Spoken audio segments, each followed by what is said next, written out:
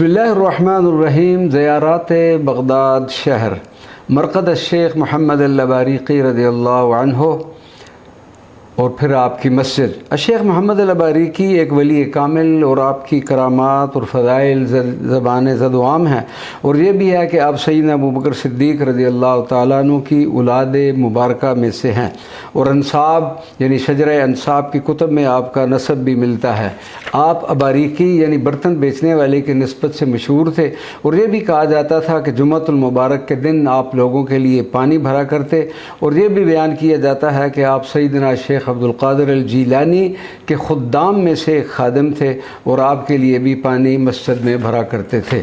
मस्जिद अल-बारीकी ये मस्जिद इराक़ की कदीम मसाजिद में से एक है जिसकी बुनियाद 647 हिजरी अब्बासी दौरे हुकूमत के इख्तिताम पर रखी गई। साल 1962 में इसकी तरफ से एक बार तरदीद की गई और फिर इसका नाम शेख मोहम्मद अल-बारीकी की निस्बत से इसका नाम मस्जिद अल-बारीकी रख दिया गया।